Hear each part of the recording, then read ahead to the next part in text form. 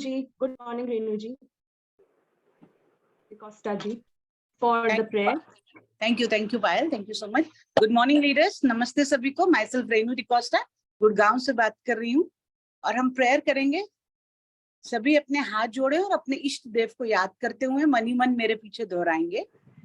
Thank you, God. I am a powerful, peaceful, divine soul. Thank you, God. I am a pure and knowledgeable soul. Thank you, God. मैं जो जैसा है उसे उसके संस्कारों के साथ उसी रूप में स्वीकार करती हूँ. परमपिता परमेश्वर हर पल हर क्षण मेरे साथ है. मैं परमात्मा का प्रिय फरिश्ता हूँ. Thank you God. मेरा शरीर, मेरा स्वास्थ्य बिल्कुल ठीक है. Thank you God. मेरा परिवार सुखी, शांत एवं समृद्ध परिवार है. Thank you God. अपार सुख के लिए, इतने सारे वैभव के लिए, अच्छे स्वास्थ्य शरीर के लिए, इन प्यारे रिश्तों के लिए, इन सांसों के लिए कोटि कोटि धन्यवाद प्रभु. Thank you God. Thank you God. Thank you God. हम सभी हाथों को मलते हुए अपने आंखों पे लगाएंगे या अगर कहीं हमारे किसी शरीर में कोई दर्द है तो हम उसे वहां भी छू सकते हैं. Thank you God. Thank you. Back to the host. Thank you Payal. Thank you Renu ji for the wonderful prayer. चलिए अब हम आगे बढ़ते हैं. आज हमारा 7वां जो अध्याय है वो शुरू होने जा रहा है और उसके लिए इसका पहला जो श्लोक है 7वें अध्याय का, उसके लिए I would like to call upon Sunita Mittal ji. Welcome Sunita ji. जय Shri Krishna. Thank you Payal. Hello everyone.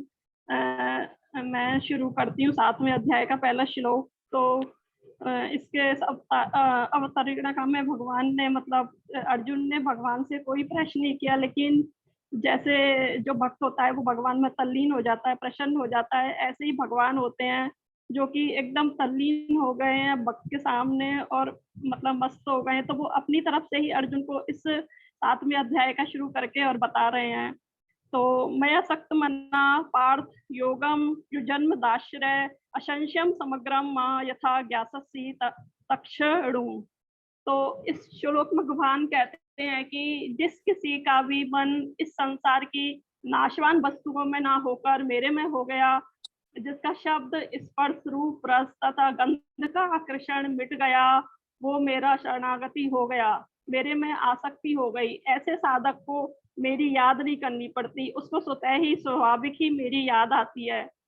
तो उन्हें मेरी विस्मृति कभी नहीं होती. और ऐसे पुरुष का नाम मैं सख्त मना है. साधक भगवान में मन कैसे लगाए. अब भगवान ने कहा कि मेरे में जो मन लगाएगा उसको मेरी कभी याद नहीं करनी पड़ेगी, उससे स्वतः ही मेरी याद आएगी. लेकिन सबसे बड़ी बात यह है कि मन कैसे लगाए. तो हमें जब भगवान में मन लगाने के लिए भगवान का आश्रय लेकर भगवान के ही भरोसे बैठना है. वह भगवान की कृपा से भगवान में मन वाला हो जाता है. इस बात को दृढ़ता से मानते हुए ही भगवान नाम में, प्राण के मन में, बुद्धि में, शरीर में, शरीर के कण में, कण कण में परमात्मा है. मतलब हर चीज में परमात्मा है. इस चीज को हम मानेंगे, इस बात की जागृति रखते हुए नाम जप करें तो साधक बहुत जल्दी भगवान के मन वाला हो जाता है. मतलब हमें ये सत्ता माननी होती है कि भगवान ही हर जगह है, सर्वत्र हैं, हमारे अंदर हैं, हर चीज में भगवान है. तो हमारा जो मन है वो भगवान में लग जाता है. जिसको केवल मेरी ही आशा है, मेरा ही भरोसा है, मेरा ही सहारा है और मेरा ही विश्वास है, और जो सर्वदा मेरा ही आश्रित रहता है वो मदाश्रय है. तो भगवान ने इन शब्दों का अर्जुन को समझाया. तो हम मतलब संसार का जीव है जो किसी न किसी का आश्रय लेता ही है, वो उसका स्वभाव होता है. तो क्यों ना हम भगवान का आश्रय ही ले, क्योंकि संसार का जो आश्रय है वह कम होने वाला है. लेकिन हम जब भगवान का आश्रय लेते हैं तो वो कभी कम नहीं होता, बल्कि हम भगवान के जब शरणागति हो जाते हैं तो वो हमारे लिए वो दिनों दिन बढ़ता है, ना कि कम होता है. तो भगवान यहाँ पर 2 बातों को कह रहे हैं कि मेरे में आसक्त हो जा और आश्रय भी मेरा ही ले, तो जीव का कल्याण निश्चित है. और मन आसक्त होता कब है. मन आसक्त होता है प्रेम से, और प्रेम होता है अपनेपन से. इस श्लोक में केवल मेरे में ही आश्रय, केवल मेरा ही और फिर योग का अभ्यास किया जा रहा है तो मेरा समग्र रूप को जान लेना। ऐसा कहने में भगवान का तात्पर्य है कि अगर मनुष्य की आसक्ति भोगों में और आशय, रुपए, पैसे, कुटुंब आदि का है तो कर्म योग, ज्ञान योग, ध्यान योग आदि किसी योग का अभ्यास करता हुआ भी मेरे को नहीं जान सकता। इसलिए भगवान अर्जुन को कहते हैं कि तू मैं मना और मदाश्रय हो जा। वास्तव में योग योजन की इतनी आवश्यकता नहीं होती जितनी आवश्यकता संसार की आसक्ति और आश्रय छोड़ने की है। संसार की आसक्ति और आश्रय छोड़ने से परमात्मा का चिंतन स्वतः और स्वाभाविक है। मनुष्य का जब समाज के किसी बड़ी व्यक्ति से अपनापन हो जाता है तब उसको एक प्रसन्नता होती है। ऐसे ही जब हमारे सदा के हितैषी और खास अंशी भगवान में आत्मीयता जागृत हो जाती है तब हृदय प्रसन्न रहते हुए एक अलौकिक विलक्षण प्रेम प्रकट हो जाता है और फिर साधक स्वाभाविक ही भगवान में मन वाला और भगवान के आश्रित हो जाता है। जैसे हम पृथ्वी के आधार के बिना जी नहीं सकते, उठना बैठना आदि कुछ भी नहीं कर सकते, ऐसे ही प्रभु के आधार के बिना हम जी नहीं सकते और कुछ भी नहीं कर सकते। जीना और कुछ भी करना प्रभु के आधार से ही होता है, तो क्यों ना ही हम प्रभु के आश्रय हो जाएं। तो इस मतलब 2-3 शब्दों के अंदर भगवान ने बताया है कि कैसे आश्रय, अधीनता, सहारा, इन सब के मतलब बताए हैं। अधीनता के अंदर भगवान कहते हैं कि अपना कुछ भी प्रयोजन ना रखकर अर्थात केवल भगवान को लेकर ही अनन्य भाव से सर्वथा भगवान का दास बन जाना और केवल भगवान को ही अपना स्वामी मान लेना ही अधीनता है। तो इस प्रकार भगवान मतलब समझा रहे हैं कि इस संसार में हमें रहना है। मतलब हम इस चीज से समझ सकते हैं कि धन कमाना कोई बुरी बात नहीं है, लेकिन धन के अंदर आसक्त हो जाना, उसको बिल्कुल उसके चिपके रहना, उसको नहीं छोड़ना, अपने धन को दान पुण्य आदि सब कर्मों में ना लगाना, सिर्फ अपने ही भोगों के लिए इस्तेमाल करना, इस तरह की आसक्ति के लिए सर्वथा इन सब चीजों में मना है। क्योंकि यही आसक्ति अगर हम भगवान में रखते हैं तो हमारा उद्धार होता है और कल्याण होता है। इसी के अंतर्गत कहा जाता है कि जो गृहस्थ धर्म है। Hello audible Sunita ji, thank you so much. हमें आगे वाले श्लोक पे अब हम जाते हैं, टाइम थोड़ा शॉर्ट है, आप एक्सप्लेन कर रहे हो। Thank you so much, wonderful explain. Thank you Payal, thank you. Thank you. तो अब हम नेक्स्ट सेकंड श्लोक पे चलते हैं। इसके लिए मैं बुलाना चाहूंगी अश्विनी जी को। Ashwini ji please welcome. Yes ma'am, thank you ma'am.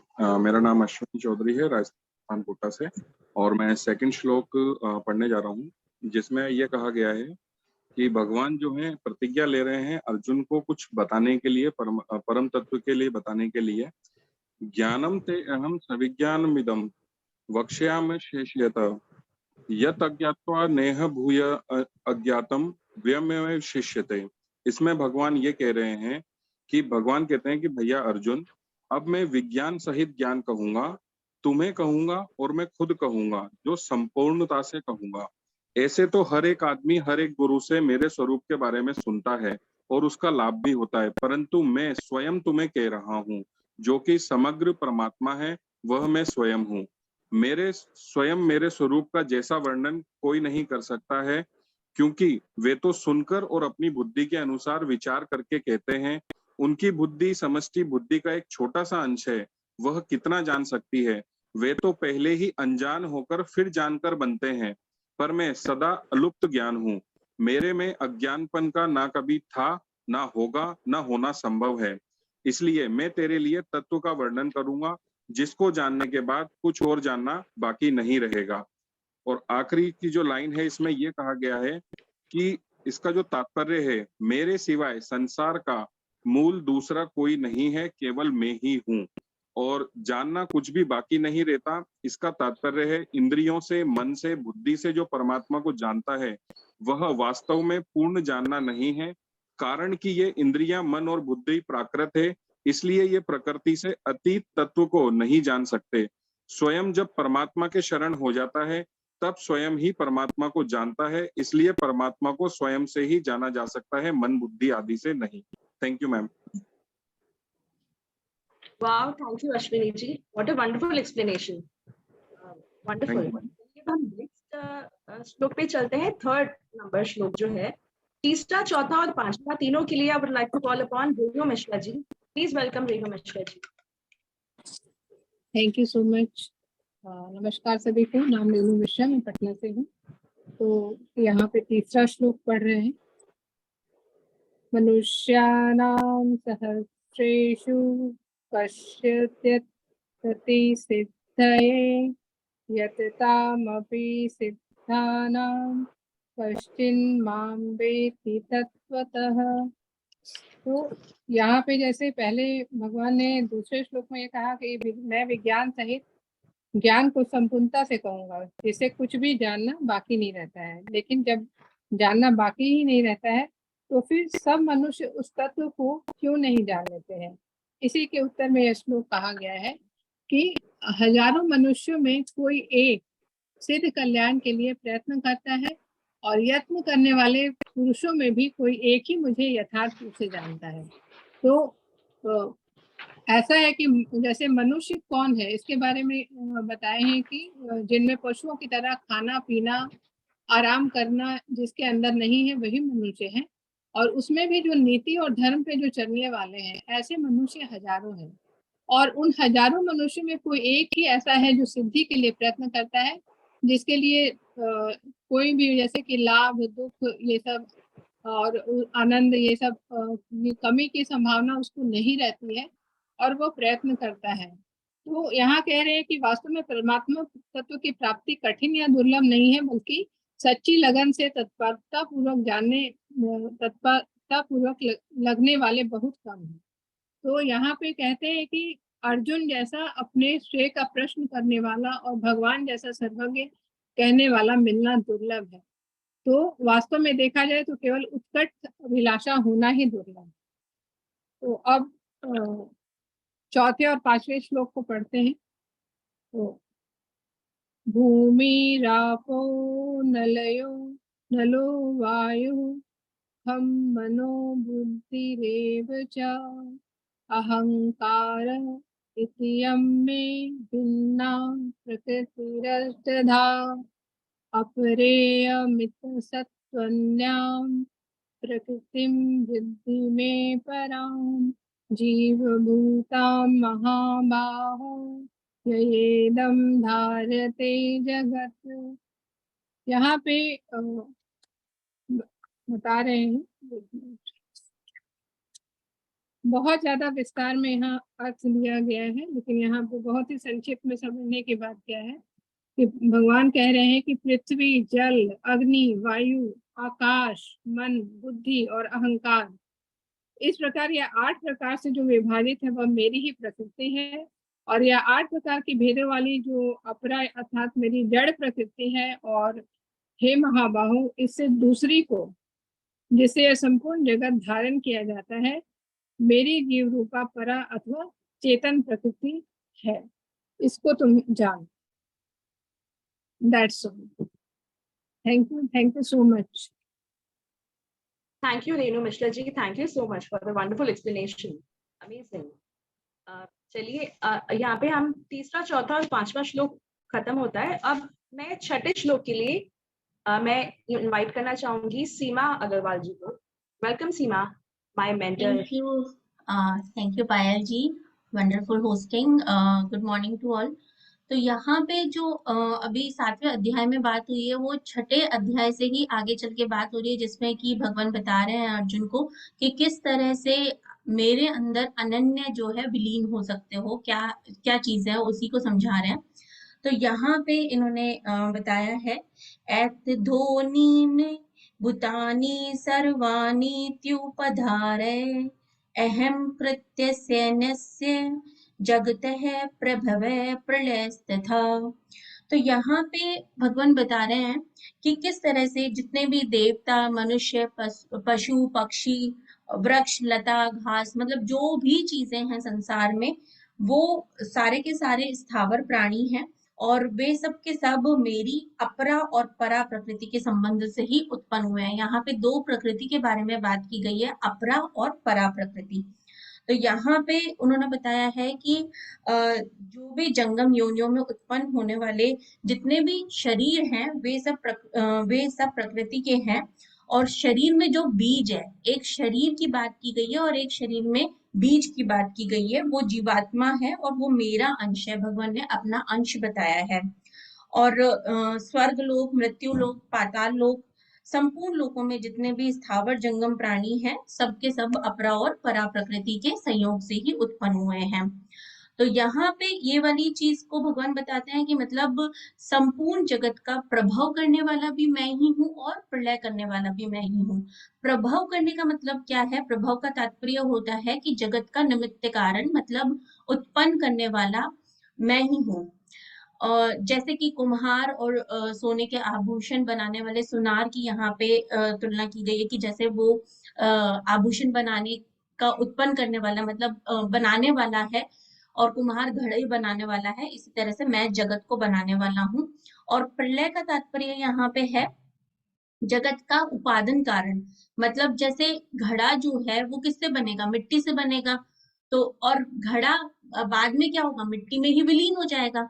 इसी तरह से यहाँ पे भी यही बात कही गई कि जो भी शरीर है, प्रकृति में जो भी चीजें हैं, वो भगवान से ही बनती हैं और भगवान में ही विलीन हो जाती हैं।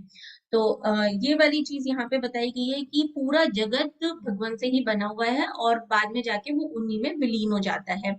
और जड़ अंश परिवर्तनशील है, चेतन अंश जो है वो सदा सर्वदा परिवर्तन रहित और निर्विकार है। और बस यही चीज, यही संबंध जो है वो समझना पड़ता है। जब जड़ जो है, जो विनाशकारक है, वो उससे संबंध स्थापित करते हैं तो जन्म मरण कहे जाते हैं। और अगर यहाँ पे जो संबंध स्थापित करने वाली बात बताई गई है, वो ये बताई गई है कि जड़ के साथ एकात्मता करने से जीव जगत कहा जाता है, परंतु जड़ से विमुख होकर चिन्मय तत्व के साथ एकता का अनुभव अगर कर लेता है तो वह योगी कहा जाता है, जिसकी बात अभी तक पीछे के जो अध्याय है उनमें हुई है। तो यहाँ पे बिल्कुल यही वाली चीज है कि जो खुद को नहीं जान सका वो ना दूसरे को जान सके, वह अपरा प्रकृति है, और जो खुद को भी जान ले और दूसरों को भी जान ले, वह परा प्रकृति है। तो इन अपरा और परा दोनों के माने हुए संयोग से ही संपूर्ण स्थावर जंगम प्राणी पैदा होते हैं। तो पूरी सारी चीज का मतलब ये की है कि मूल दोष एक ही है, जिसके वजह से अनेकों दोष उत्पन्न होते हैं। अपरा के साथ संबंध, इस दोष से संपूर्ण दोष उत्पन्न होते हैं, और यह एक दोष आ जाए तो संपूर्ण दोष आ जाएंगे, और इस एक दोष को अगर हम दूर कर दें, ये दूर हो जाए तो संपूर्ण दोष दूर हो जाएंगे। इस तरह से मूल गुण जो है वो एक ही है, और वो है संपूर्ण गुण प्रकट होते हैं, जिसकी वजह से वो है भगवान के साथ संबंध। तो यहाँ पे हर एक जीव का भगवान अपने साथ संबंध को बताते हैं। अगर वो चीज हम समझ लेते हैं तो हमें पूरी संपूर्ण जगत की का ज्ञान जो है वो प्राप्त हो जाता है। Thank you. Thank you so much Seema, wonderful. तो हम भगवान ही समस्त विश्व के परम कारणधार हैं और परमाधार हैं, और सब कुछ उन्हीं में व्याप्त होने वाले हैं। अमेजिंग। तो अब बढ़ते हैं हम नेक्स्ट श्लोक पे। 7th नंबर का जो श्लोक है, 7वां श्लोक, उसके लिए मैं इनवाइट करना चाहूंगी प्रीति अग्रवाल जी को। वेलकम प्रीति। नमस्कार सभी को, मैं प्रीति अग्रवाल जयपुर से। मैं 7वां श्लोक पढ़ती हूँ।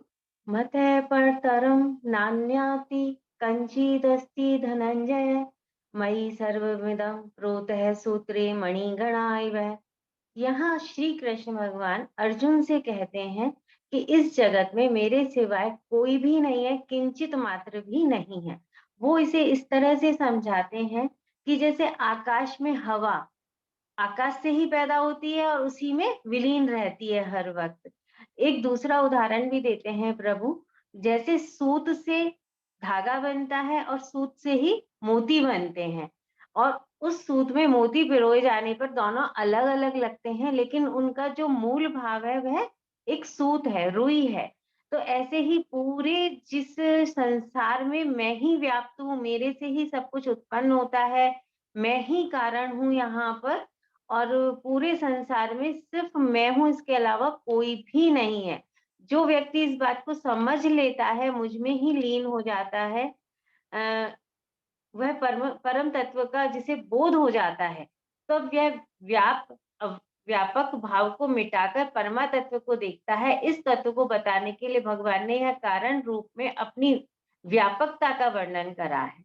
तो उन्होंने यही बताया है कि पूरी प्रकृति में जो भी है, जो भी मैं करता हूँ, मैं ही करता हूँ, और यहाँ भगवान परमात्मा ही सब कुछ है, इसके सिवा यहाँ कुछ भी नहीं। Thank you. Wow, thank you so much, Preeti जी।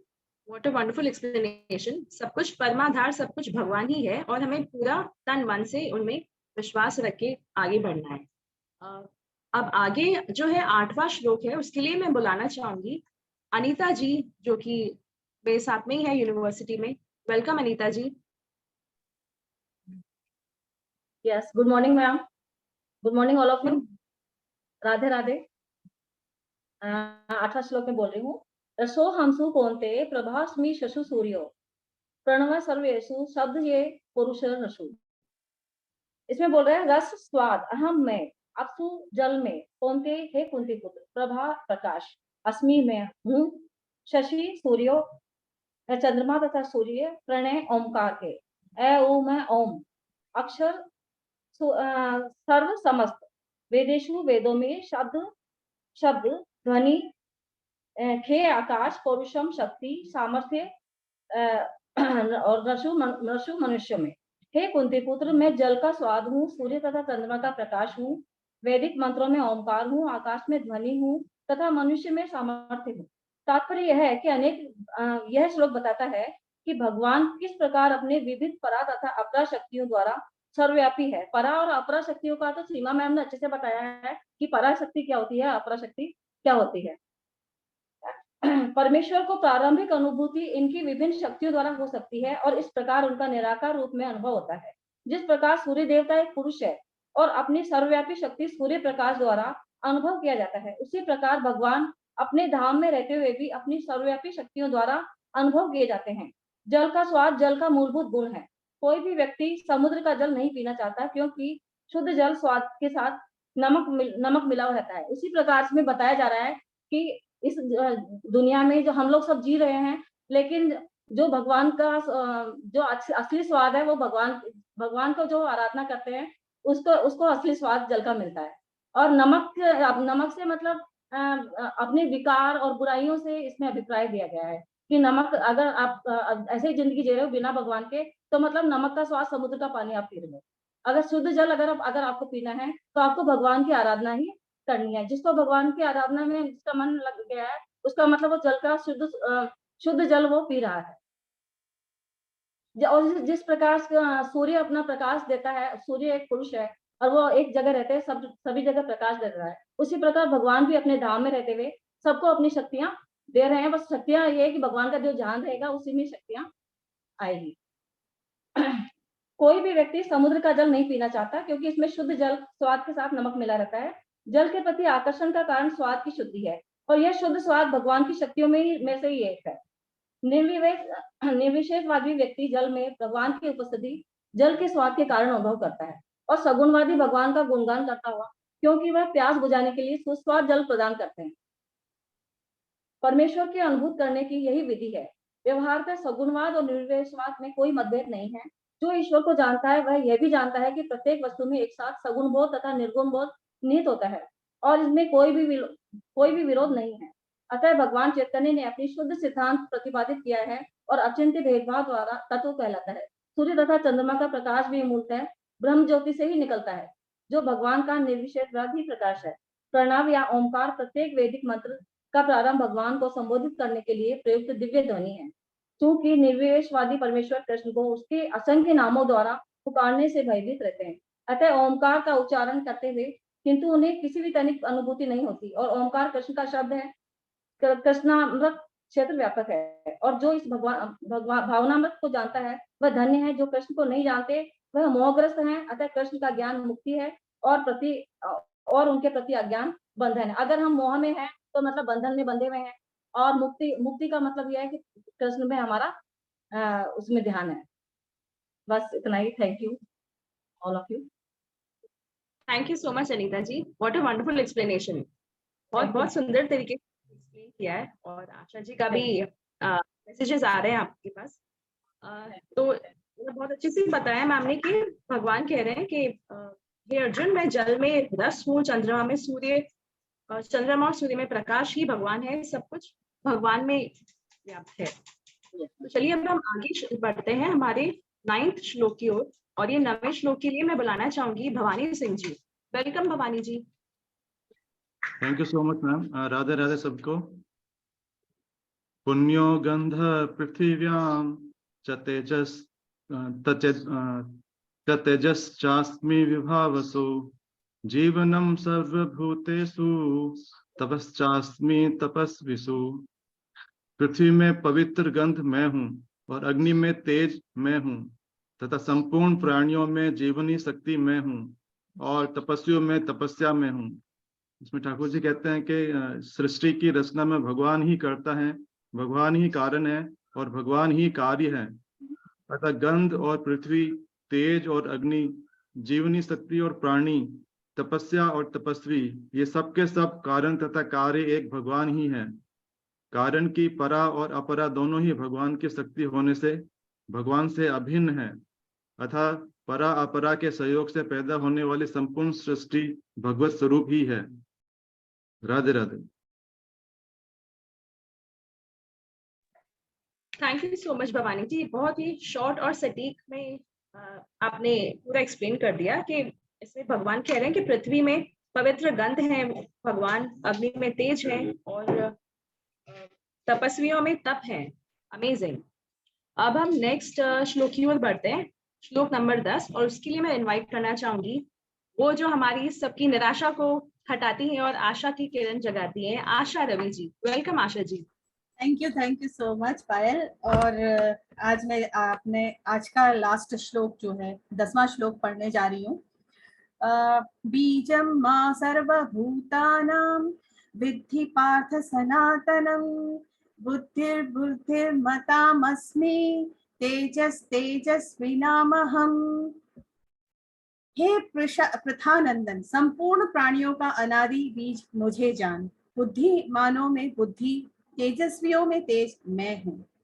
बस इतने तक अभी तक जो भी श्लोक पढ़े हैं वही है, मैं ही मैं हूँ, मैं हूँ, मैं हूँ, मेरे अलावा और कोई नहीं है। तो भगवान यहाँ पर यही कहना चाहते हैं कि जिसकी उत्पत्ति नहीं होती, जो नाश भी नहीं होती, ऐसा एक बीज है भगवान जो अनादि एवं अनंत है। मतलब उनकी उत्पत्ति नहीं होती तो उनका नाश भी नहीं होता, वो शुरू से है और हमेशा रहेंगे। यहाँ बीज सनातन है, भगवान वाचक है, मतलब बीज मतलब भगवान वाचक कहा गया है। भगवान अर्जुन को यह बताना चाहते हैं कि संसार में जो कुछ भी दिखता है वह भगवान के ही द्वारा बनाए गए हैं। उन सब में वे ही बीज के रूप में विद्यमान हैं। सृष्टि में अनेक वस्तु हैं, अनगिनत वस्तु हैं जिनमें कोई समानता नहीं है।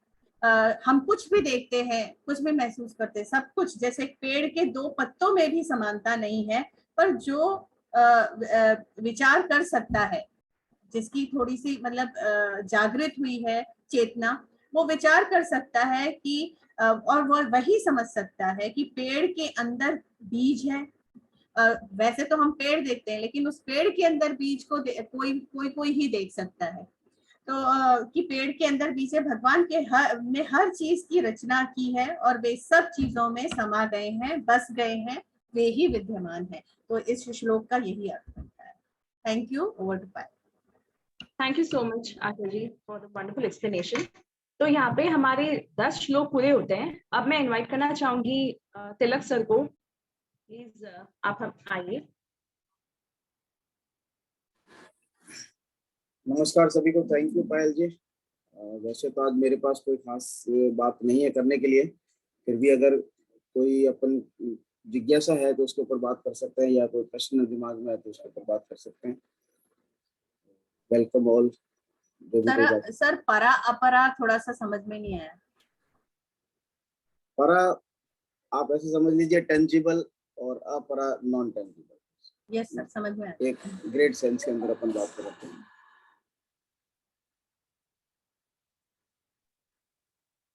और भी कुछ?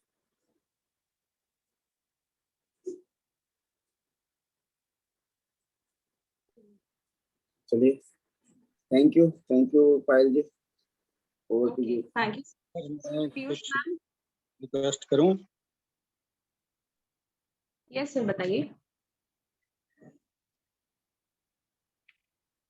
हाँ सर, बताइए। हेलो। संतोष परवीन। हाँ तिलक सर, मैं ये कहना चाह रहा था कि हम बचपन से गीता को पढ़ते आए हैं और मुझे तो ईश्वर की कृपा है, हरी इच्छा से बहुत ज्यादा गीता पढ़ने का मौका मिला है। इसमें जो 18वां अध्याय है ना, वो सारी गीता का निचोड़ है।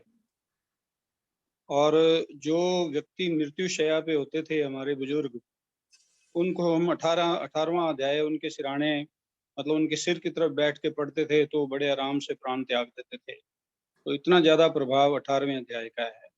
अब हम क्योंकि 3 जुलाई से नई किताब आरंभ करने की प्लानिंग कर रहे हैं, तो यदि गीता का आप जल्दी समापन चाहते हैं ना, मेरी व्यक्तिगत राय है, बाकी तो आप लोग जो भी करोगे बढ़िया होगा, कि फिर सीधा 18वें अध्याय पे आकर के और उसका कंक्लूड कर लिया जाए, जैसा आप लोगों को अच्छा लगे। Thank you very much. इस बारे में मेरे को तो जो लगता है, विवेक जी ने बात की थी कि हम सभी लोग पढ़ें और वीक में एक दिन अरोड़ा जी को बुला के और उनसे समझें बात को, किसी भी एक अध्याय को पूरा का पूरा, और कोई भी जिज्ञासा प्रश्न हमारे जो होते हैं उनको हम शांत करें। तो सीधे 18वें अध्याय पे जाएंगे तो चूंकि आप बता रहे जैसे कि वो समरी है, तो जो बीच की चीजें हमने पढ़ी नहीं, तो उनको अब समरी में समझ पाना कितना संभव या होगा। फिर राकेश सर की मदद लें और बीच में जो अध्याय हैं उन सारों का सारांश वो अपने को बहुत अच्छे से समझा सकते हैं। ये भी संभव है, देखिए जैसा आप लोगों को अच्छा लगे, और पूरी करें तो सबसे बड़ी। विवेक जी इज द अथॉरिटी, वो जैसा बताएं। जरूर करें। ठीक है, अभी निशा घोष का भी हैंड रेज है। I would like to ask her, आप कुछ पूछना चाह रहे हैं Nisha ji? Good morning everyone, Radhe Radhe. मेरा एक सवाल था, जस्ट ये कि थोड़ा सा कंफ्यूजन या कॉन्फ्लिक्ट क्रिएट होता है मेरे दिमाग में बार बार, कि जब हम ये गीता पढ़ते हैं तो उसमें ये बोलते हैं कि जो भी संसार में घटित हो रहा है या जो भी कुछ हो रहा है वो ईश्वर के द्वारा ही हो रहा है, तो मतलब everything is done through him. फिर हमारे कर्म की जो प्रधानता होती है, यानी कि अगर हम कोई सही कर्म करते हैं तो उसका पुण्य हमें मिलता है, गलत कर्म करते हैं तो उसका पाप भी हमारे सर चढ़ता है। तो जब ईश्वर ही सब कुछ करवा रहा है तो फिर उसमें हमारा कहाँ रोल रह जाता है? तो ये कॉन्फ्लिक्ट मेरे दिमाग में बहुत दिन से चल रहा है, तो if anyone can solve it please. कोई जवाब देना चाहेगा इस प्रश्न का? वैसे तो शायद हम इस प्रश्न का जवाब गीता में ही अभी तक पढ़ भी चुके हैं बीच के दौरान, या मुझे याद नहीं आ रहा पूरी तरह से। हो सकता है रमेश जी ने इस शंका का समाधान। हाँ सर, ये क्वेश्चन पूछा गया था और रमेश सर ने बहुत अच्छे से इसकी व्याख्या भी दी थी। जी आप ही बताइए फिर क्या उन्होंने व्याख्या की। सर कोई और बताना चाहता है? शायद अभी तो बता सकते हैं। गुड मॉर्निंग पायल। नीता जी बताना चाहते हैं। मैं एक्चुअली निशा के प्रश्न का जवाब देना चाहूंगी, क्योंकि गीता में साफ साफ लिखा है कि आपके प्रारब्ध कर्मों के हिसाब से जो है आपके सामने परिस्थितियां आती है, परंतु परिस्थितियों में इंसान जो है कर्म करने के लिए स्वतंत्र है। तो परिस्थितियां तो हमारे सामने आएंगी, है ना। हो सकता है कि अच्छी परिस्थिति आए, हो सकता है कि खराब परिस्थिति आए, वो भी हमारे कर्मों का ही जो है प्रारब्ध कर्म जिनका कि हमें फल मिल रहा है इस जन्म में। बट आगे हम स्वतंत्र है कि हम किस तरह कर्म करें, ताकि हमारे आगे के जो संचयमान कर्म है, जो मतलब जो क्रियमाण बोलते हैं जिनको, आगे अगले जन्म में अगर हमें भुगतने होंगे अगर वो, तो उनको करने में हम स्वतंत्र है। तो ईश्वर हमें परिस्थिति, जैसे हमने बाकी बुक्स में भी पढ़ा है ना, कि 99% is how you react and 1% is what life gives to you. तो ये बात जो है गीता में स्पष्टता लिखी हुई है। Thank you. Okay, I think it is very well explained by Neeta भाभी। एक अमर जी का भी हैंड रेज है। अमर जी, आप कुछ कहना चाहेंगे? Thank you ma'am. मैं अमर कुमार फैजाबाद से। मैं थोड़ा सा अपना राय रखना चाह रहा था कि जैसे गीता को हम लोग बंद करने जा रहे हैं, या तो अपने आप से पढ़ने की बात आ रही है। आवाज नहीं आ रही? आपकी वॉइस क्लियर नहीं आ रही है, थोड़ा लाउडली बोलिए। आवाज क्लियर नहीं आ रही? आ रही है, यस। मैं ये कह भैया रहा था क्लियर जैसे आ रही है पर धीरे आ रही है, तो थोड़ा सा जोर से बोलिए। मैं ये कह रहा था कि गीता को हम लोग बंद करने जा रहे हैं 3 तारीख से, और अपने आप से पढ़ने की बात है, और एक दिन अरोड़ा सर के बुलाने की बात है कि वो एक दिन सप्ताह में आएंगे और अपना इसका विश्लेषण करेंगे। तो मुझे लगता है कि अगर गीता को सप्ताह में 2 दिन रखा जाए, जिस तरीके से पढ़ा जा रहा है, और उस तरीके से ही अगर उस किताब के साथ इसको लेकर के भी अगर चला जाए साथ में पैरेलल, तो क्या संभव नहीं है? कारण कि हम जो भी कर रहे हैं धार्मिक दृष्टि से धर्म के आधार पे ही चल रहे हैं, और गीता हर समय हमें धर्म के आधार पे ही खड़ा करके रखता है। बिना धर्म के हम एक क्षण भी खड़ा नहीं हो सकते।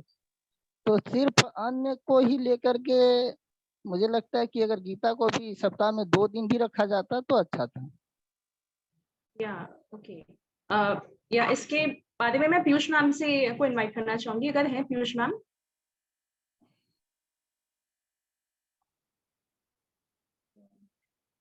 नहीं तो yes, I would like to call Vivek sir. Vivek sir, आप हैं यहाँ पे? Good morning everyone.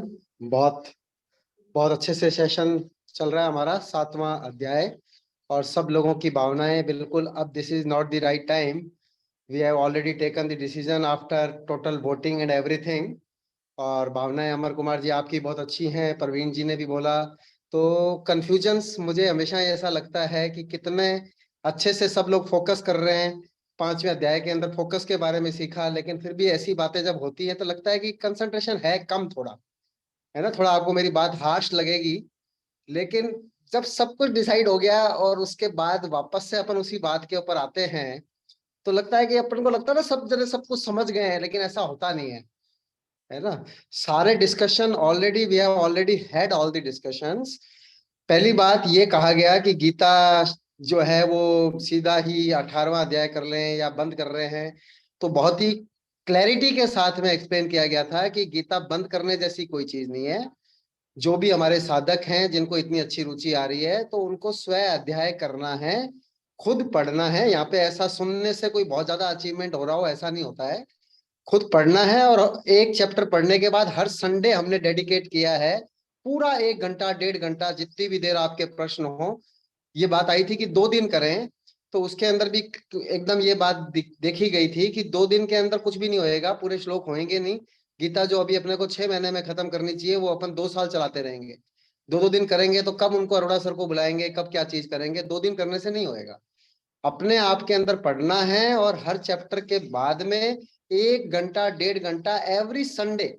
6 दिन हमारे को मिले हैं, किसी चैप्टर के अंदर 30 श्लोक हैं, किसी में 40 हैं, किसी में 50 हैं, तो अपने को करने के लिए पूरा 1 सप्ताह मिला है। उसको ढंग से 6 दिन अपन पढ़ें, जो पढ़ के आएगा उसी को अरोड़ा सर का सेशन जो है वो बहुत बढ़िया समझ में आएगा। और एवरी संडे हमने डेडिकेट किया हुआ है गीता के लिए, और स्टेप बाय स्टेप आएगा। और ये तो अपन एमवे के लोग जानते ही हैं कि कोई भी चीज अपन स्टार्ट जब करते हैं तो अपन कभी भी खत्म नहीं करते उसको, जब तक कि उसको फिनिश लाइन पे नहीं पहुंच जावे तब तक अपन उसको छोड़ते नहीं है। हमारे सभी लोगों के अपलाइन आप सब लोगों को शायद ध्यान नहीं होंगे, ल्यूरिगन है जो हुआ करते थे, बाद में तो इंडिया के अंदर स्थितियां ऐसी बनी कि सारा बिजनेस जो है वो सुमित सर ने लिया बाद के अंदर। तो ल्यूरिगन के बारे में कितने लोग जानते हैं, हैंड रेज करें एक बार, है ना। खाली रेणु मिश्रा जी का हैंड रेज दिख रहा है मुझे।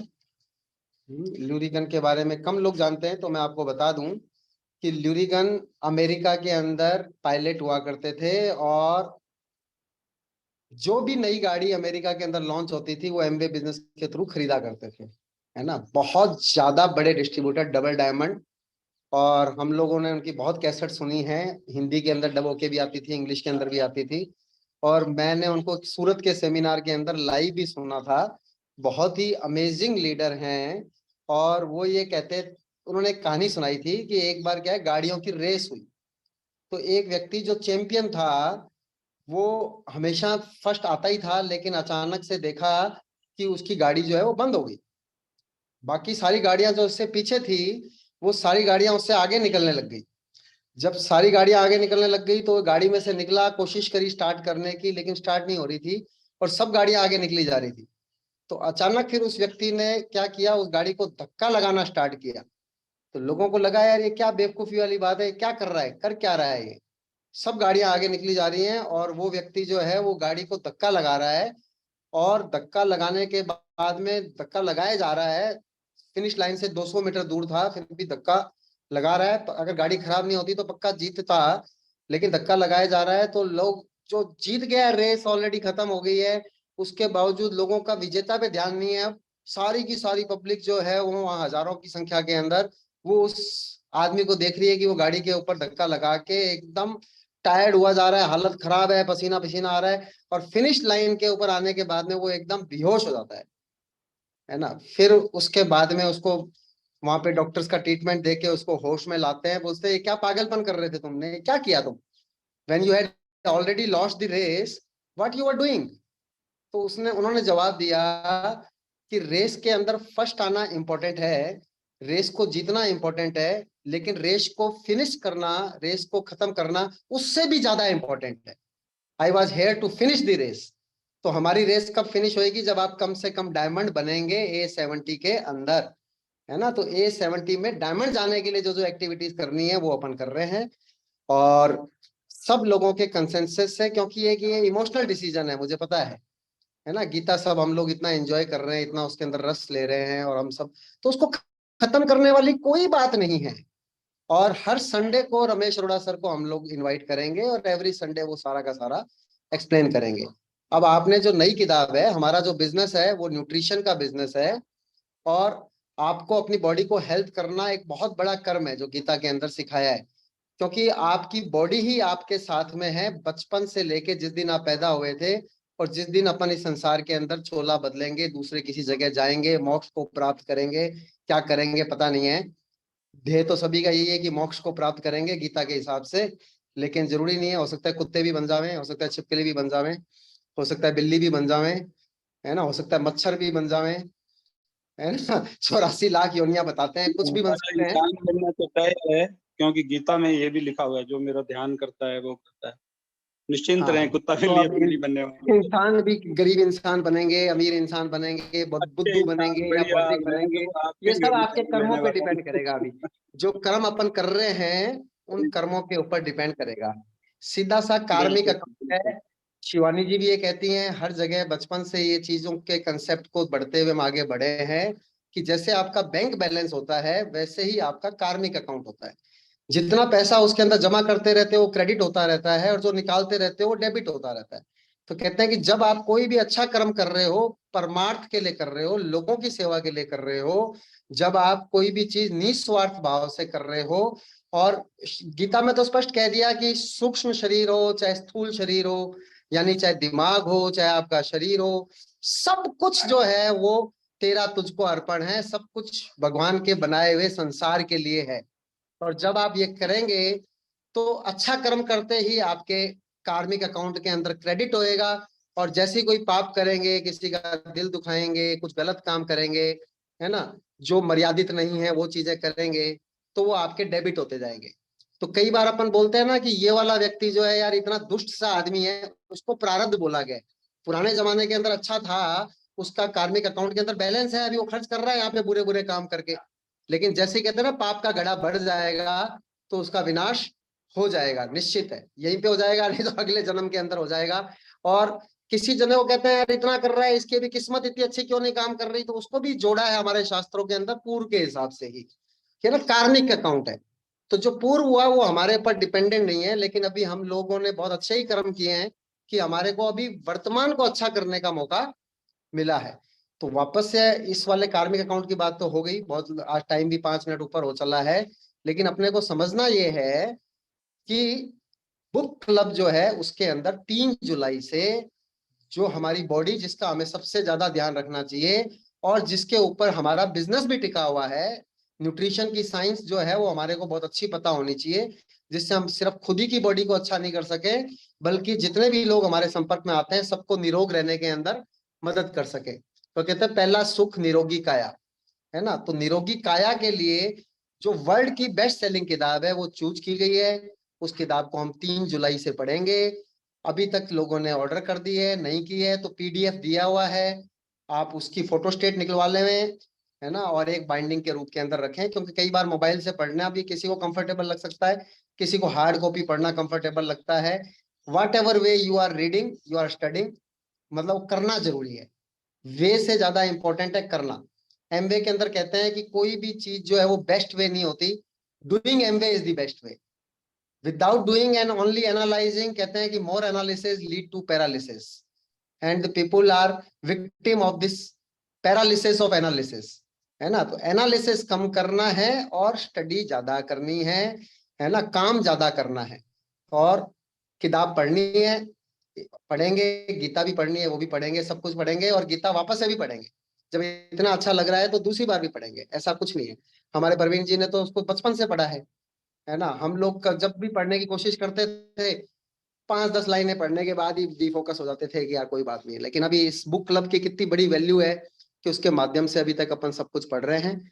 तो कल के होस्ट के लिए सब नॉमिनेशन सभी ग्रुप के अंदर करेंगे। पायल ने आज बहुत ज्यादा जबरदस्त होस्टिंग की, शायद पहली बार की, और बहुत अच्छा उनकी टीम के अंदर अनीता ने भी बहुत अच्छी बात की।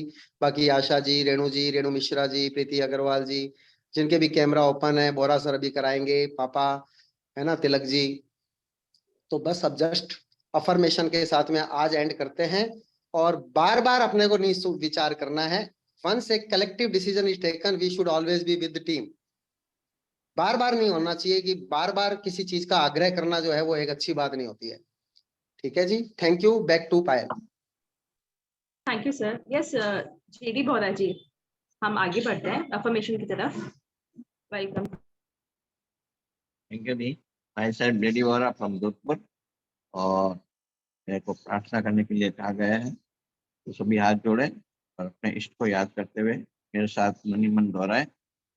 मैं जीतता हूँ क्योंकि मैं जीतने के लिए पैदा हुआ हूँ। थैंक यू गॉड, मेरी टीम बहुत ही एक्साइटेड, यूनाइटेड तो एमबी का इतिहास रचने वाली टीम है। मैं और मेरी टीम 100% प्रोडक्ट यूज करते हैं और बहुत आसानी से हर महीने 10+P का पर्सनल डिटेल करते हैं।